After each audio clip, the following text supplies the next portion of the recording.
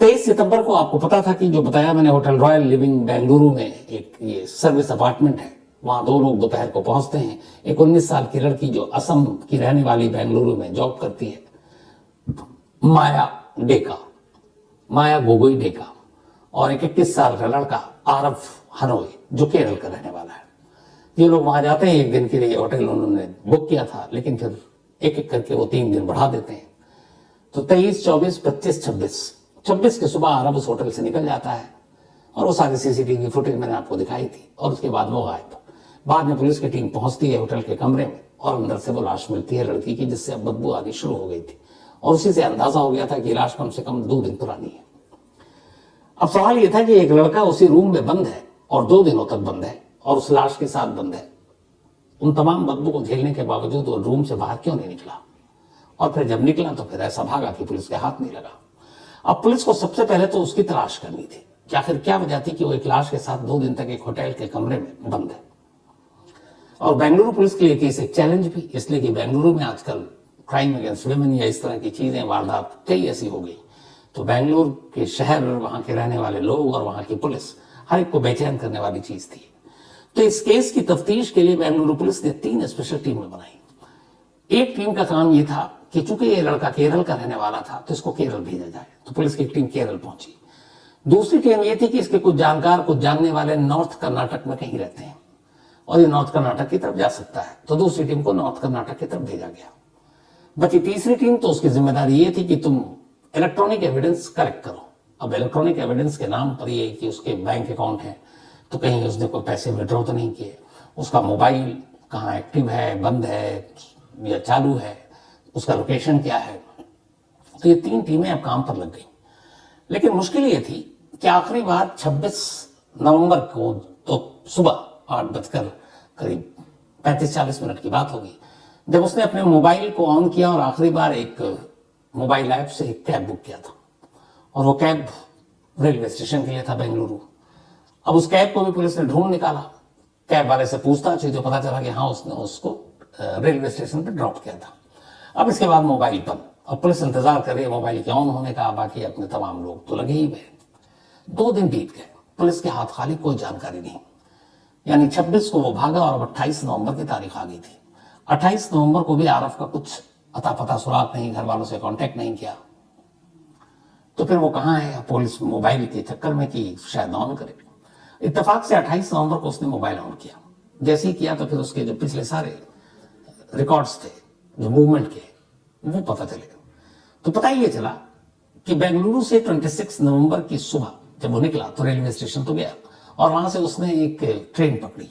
सबसे पहले वो उस ट्रेन से रायचूर पहुंचा, वहां जाने के बाद फिर उसने दूसरी ट्रेन पकड़ी और वो पहुंचा यूपी।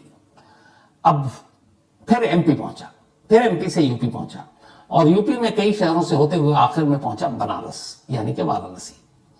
अब ये लोकेशन जैसे ही पता चला कि पुलिस की टीम को डाइवर्ट किया गया, यूपी पुलिस से भी कांटेक्ट किया गया, एमपी पुलिस से किया गया, लेकिन तब तक वो निकल चुका था। तो जीरो इन पूरा मामला यूपी पुलिस पर था कि ऐसे ऐसे ये शख्स है जिसकी हमें तलाश है। लेकिन इससे पहले कि बनारस तक या वाराणसी तक पुलिस की टीम पहुंचती, आरव अचानक वाराणसी भी छोड़ देता है। अब उसके बाद पुलिस को ये अचानक अब उसके मूवमेंट से पता चल रहा है कि वो वाराणसी से वापस उसी कर्नाटक की तरफ आ रहा है, उसी बेंगलुरु की तरफ। और ये बड़ा परेशान करने वाली बात थी, हैरान करने वाली, कि कातिल कत्ल करने के बाद लगभग अब तक 3500 किलोमीटर 3500 किलोमीटर ट्रैवल कर चुका है। बेंगलुरु से निकलकर रायचूर से लेकर एमपी, फिर यूपी, फिर बनारस, और अब वापस उसी कर्नाटक की तरफ आ रहा है। हालांकि बेंगलुरु पुलिस को उम्मीद थी क्योंकि उसके पास पैसे थे नहीं, पैसे खत्म हो जाएंगे तो फिर वो कहां अपने आप को छुपा पाएगा। तो फिर लास्ट अभी फ्राइडे को वो कर्नाटक पहुंचता है, कर्नाटक में ट्रेन से उतरता है और कर्नाटक एयरपोर्ट की तरफ जा रहा होता है। इत्तेफाक से उसके मूवमेंट इलेक्ट्रॉनिक एविडेंस के जरिए पता चल गया। उसके बाद बेंगलुरु की पुलिस उसको फॉलो करती है, और ठीक उस केम्प गौड़ा एयरपोर्ट से पहले आखिरकार आरव हनोई हाथ आ जाता पुलिस के। ये पुलिस के लिए एक बड़ी कामयाबी थी। पुलिस उसे गिरफ्तार करके लाती है, लगा के अब केस सुलझ गया। अब पुलिस उससे पूछताछ करती है। जब पूछताछ करती है तो पूरी कहानी कुछ यूं सामने आती है। केरल का रहने वाला आरव हनोई, उसकी पूरी जिंदगी और बचपन बड़ी मुसीबतों में गुजरी। वजह ये थी कि बचपन में ही जब वो पैदा हुआ उसके बाद उसके माँ और बाप दोनों अलग हो गए, दोनों में डिवोर्स हो गया। जब डिवोर्स हुआ तो आरफ अपनी माँ के साथ रहने लगा, लेकिन कुछ वक्त ही बीता, माँ ने दूसरी शादी कर ली। अब दूसरी शादी की तो दूसरा बाप आया, वो ठीक ठाक से आरफ का ख्याल नहीं रखता था, लेकिन फिर वो आरफ की माँ का भी ख्याल नहीं रखता था, तो ये शादी भी टिकी नहीं। इसके बाद माँ और उसके दूसरे बाप का भी डिवोर्स हो गया। अब लगा कि चलो सब कुछ जिंदगी पटरे पे वापस लौटेगी, लेकिन तभी फिर माँ ने आरफ की तीसरी शादी कर ली। और इस तीसरी शादी को जब की तो फिर ये हुआ कि आरफ को लगा कि अब माँ के साथ नहीं रहना चाहिए। आरफ के दादा हैं जो पहले फादर से, और वो आर्मी में रहे, तो एक सर्विसमैन है, तो उन्हें भी पता था कि उनकी बहू की तीसरी शादी है, उनका पोता है, क्या करें। तो उन्होंने फिर आरफ को अपने पास बुला दिया। माँ ने भी खुशी खुशी आरफ को सौंप दिया। अब आरफ अपने दादा के साथ रहने लगा, लेकिन ये जो फैमिली प्रॉब्लम थी उसके दिमाग में कहीं ना कहीं हावी थी। बड़ा अकेला और यूं महसूस करता था। इसके बाद वो वहीं से ग्रेजुएशन करने लगा बीबीए में, लेकिन कई पेपर में वो फेल कर गया, तो बीबीए क्लियर नहीं हो पाया। सब कुछ चल रहा था ये अभी इसी 2024 में, 21 साल की उम्र है उसकी। इसी दौरान लगभग मार्च के महीने में एक रोज जो एक ऐप है, डेटिंग ऐप बम्बल, वो उस पर मौजूद था, और उसी बम्बल ऐप के थ्रू उसकी मुलाकात होती है इसी माया गोगोई डेका से, जो असम की 19 साल की एक लड़की अपनी बहन के साथ बेंगलुरु में रहती है और वहीं जॉब करती, और साथ में वो सोशल मीडिया पर अपने कंटेंट क्रिएट करती थी। तो इस ऐप के जरिए दोनों की मुलाकात हुई। मुलाकात के बाद दोनों की बातचीत होने लगी मैसेंजर और बाकी के जरिए। अब वो केरल में, ये बेंगलुरु में फासला काफी था। फिर इसको मिलने की ख्वाहिश हुई। उसने कहा कि मैं बेंगलुरु आता हूं। उसने कहा तुम आ जाओ, यहीं पे कुछ करते हैं। फिर ये बेंगलुरु पहुंचा करीब 6 महीने पहले। बेंगलुरु आने के बाद डेका ने ही एक कंपनी में उसकी इंटर्नशिप करा दी, और 15,000 रुपीज पर मंथ इंटर्नशिप उसको मिलने लगी। अब आ गया वो बेंगलुरु में उसका कोई दोस्त नहीं, कोई जानने वाला नहीं, सिवाय एक डेका के। अब वो इंटर्नशिप कर रहा है। थोड़े दिनों बाद उसने कहा डेका से कि क्यों ना हम एक दूसरे से प्यार करते हैं तो लिव इन में रहते हैं बेंगलुरु में। लेकिन शायद Maya Gogoi Deka live in relationship में रहने को तैयार नहीं थी। हो सकता है बहुत सारी उसने खबरें देखी हो, पढ़ी हो, तो वो थोड़ी सी अपने आप को अनसेफ फील कर रही थी। और दूसरी वजह यह भी थी कि उसकी एक सिस्टर थी जिसके साथ वो बेंगलुरु में एक अपार्टमेंट शेयर करती थी, एक कजन थी, तो ये तीनों एक साथ रहते थे। तो उन दोनों को छोड़कर एक जिसके साथ अभी कुछ महीने की दोस्ती है, वो भी एक डेटिंग ऐप के थ्रू, शायद उसे लगा कि उसके साथ लिविंग में नहीं रहना चाहिए, तो उसने साफ मना कर दिया। ये बात आरफ को बहुत बुरी लगी, क्योंकि उसे लगा था कि इस पर मेरा पूरा हक है, और इसकी वजह से, इसके प्यार की वजह से मैं केरल से सब कुछ छोड़कर बेंगलुरु आ गया हूं। लेकिन ये साथ रहने को तैयार नहीं, क्योंकि उसे ये था कि मैं भी यहाँ हूं तो साथ ही में रहेंगे। फिर भी उनके रिश्ते कायम रहे, बातचीत चलती रही। लेकिन बेंगलुरु आने के बाद आरव ने देखा कि चूंकि डेका असम की थी और वहां असम कम्युनिटी के बहुत सारे लोग थे जिनके साथ वो लोग क्लोज थे बहुत, तो अक्सर वो उन लोगों से मिला करती और बहुत ओपनली मिलती। ये बात आरफ को बड़ी बुरी लगती। उसे लगता है इसके बहुत सारे दोस्त हैं और बहुत ही करीब से मिलती है। और इधर आरफ की प्रॉब्लम ये है कि वो केरल छोड़कर बेंगलुरु आया, वो यहाँ तन्हा है और अजनबी है, ना कोई दोस्त, ना साथी, ना किसी को जानता है, ले देकर एक डेका। लेकिन डेका के इर्द गिर्द दोस्तों की भीड़, और यहीं से उसे एक शक और जलन दोनों शुरू हो गया। दोनों में कभी झगड़ा होता, फिर बात बन जाती, फिर दोस्ती हो जाती, फिर झगड़ा होता, ये सिलसिला चलता रहा। इसी के बाद 23 सितंबर को आखिरकार पहली बार उसने कहा कि चलो हम लोग कम से कम लिविंग में रहते हैं, तो एक दिन के लिए कहीं बाहर चलते हैं, तो अपनी दीदी और बाकी कजन से दूर, और हम साथ चलेंगे। तो फिर उन्होंने एक service apartment, hotel royal living, यहां पहुंचे और एक दिन के लिए इसको मोबाइल ऐप से ही बुकिंग की थी, सिर्फ 24 आवर्स के लिए। और वहां ये पहुंच गए। 23 नवंबर को जब यहां पहुंचे, तो 23 नवंबर को पहुंचने के कुछ घंटे बाद ही इन दोनों में होटल के रूम में झगड़ा हो गया। झगड़ा होने के बाद 24 नवंबर की सुबह उसने जेप्टो मोबाइल ऐप से 2 चीजें ऑर्डर की। पहले यह था पुलिस को कि वो पूरी प्लानिंग के साथ होटल आया था और चाकू लेकर आया था, और एक नायलॉन की रस्सी बरामद हुई थी जो उसने ऐप से मंगाया था। लेकिन जब वो गिरफ्तार हुआ और पूछताछ हुई तो पता चला कि नहीं। 23 नवंबर को चेक इन के बाद दोनों में फिर झगड़ा हुआ, इसी रिश्तों को लेकर और बाकी चीजों को लेकर। लेकिन वो झगड़ा इस हद तक नहीं था। लेकिन फिर पता नहीं क्या हुआ कि रात बीती और अगली सुबह उसने ज़ेप्टो ऐप पर 2 चीजें ऑर्डर की, एक चाकू और एक नायलॉन की रस्सी। कुछ घंटे के बाद ही ये दोनों चीजें पार्सल डिलीवर हो गई और खुद रिसेप्शन पर जाकर आरव ने इसे रिसीव किया, इस पार्सल को, और लेकर चला गया। उसके बाद फिर 24, 25 और 26 को आखिरी बार आरव सुबह सुबह निकलता और होटल से भाग जाता और फिर लाश की कहानी सामने आती है। तो ये पूरी कहानी आ गई। अब यहां पे लेकिन सवाल अब भी था कि कत्ल करने के बाद वो आराम से भाग सकता था, 2 दिन तक लाश के साथ रहने की क्या मजबूरी थी, 2 दिन क्यों रहा और वजह क्या थी। चलो दोस्ती है, बाकी है। पुलिस ने उससे पूछताछ शुरू की तो पहले तो उसने कमरे के 2 दिन के अंदर की कहानी बताई।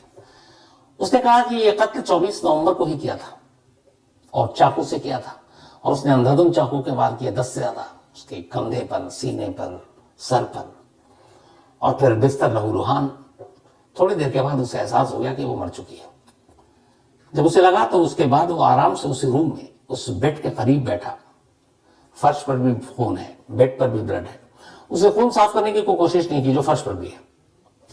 पता नहीं उसके दिमाग में क्या चल रहा था और ये भी पता नहीं कि उसने नायलॉन की रस्सी क्यों मंगाई थी, गला घोंटने के लिए या किसी और वजह से। तो खैर उसके हाथ से ये खून हो गया। अब वो कमरे में बेड पर उसी की दोस्त की लाश पड़ी है और वो कुर्सी पर बैठा है। कभी उठता, कभी लाश को देखता, कभी खड़ा होता, फिर बैठता और उस लाश के पास बैठकर ही उसने अगले 2 दिनों तक न मालूम क्या क्या सोचता रहा और सिगरेट पर सिगरेट पीता रहा अगले 2 दिनों तक उसी कमरे में। जब पुलिस को लाश मिली थी तो वहां एस्ट्रे से बहुत सारे बट्स मिले थे और लगा था कि बहुत ज्यादा सिगरेट पी गई है। तो उसने बताया कि उसने खाने वाने का भी ऑर्डर नहीं दिया, लेकिन बैठकर वो लाश को देखता, सिगरेट पीता, कुछ कुछ सोचता और इस तरीके से 2 दिन उसने गुजार दिए उसी लाश के साथ जो उसकी दोस्त की थी और जो होटल में आई थी। 2 दिन बाद उसे अचानक लगा कि अब कमरे में बदबू आ रही है और ये बदबू बाहर तक जाएगी तो उसका भेद खुल जाएगा, फिर होटल के स्टाफ आ जाएंगे और वो पकड़ा जाएगा। तब उसने कहा कि इससे पहले कि ऐसा हो तो 26 की मॉर्निंग नवंबर को उसे लगा कि अब बदबू तेज हो रही है और आज किसी भी कीमत पर जो हाउसकीपिंग के लोग हैं या बाकी के आसपास के रूम क्लीन करने आएंगे, ये बदबू उन तक जाएगी।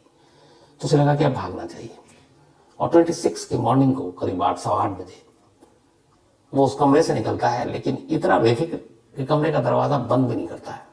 तब सिर्फ दरवाजा को खींच लेता है, लॉक नहीं होता है और निकल जाता है।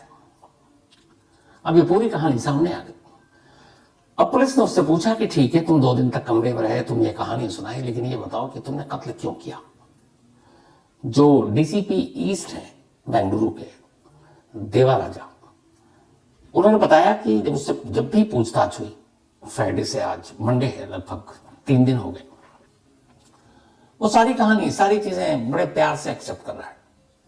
मैंने डेका को मारा, मेरी उससे दोस्ती थी, हम दोस्त बने थे ऐप के जरिए, हमारे छोटे मोटे झगड़े होते थे। लेकिन 23 और 24 नवंबर की रात और सुबह के दरमियान ऐसा क्या हुआ कि उसे चाकू और नायलॉन की रस्सी का ऑर्डर देना पड़ा और उसके बाद उसने कत्ल किया और फिर 2 दिन तक उसी कमरे में बैठा रहा। ये कहानी तो उसने सुनाई कि कैसे बैठा था, लेकिन क्या हुआ जब भी उससे पूछे पुलिस, वो एक ही लाइन कहता कि मैं आपको ये नहीं बताऊंगा कि मैंने क्यों मारा, मैं आपको ये जरूर बताऊंगा कि मैंने मारा। जब पुलिस उसे और ज्यादा कुरेदती तो सिर्फ एक ही लाइन बार बार यही रट रहा है कि बेहद पर्सनल है जो रीजन है, और वो रीजन क्या मैं आपको नहीं बताऊंगा।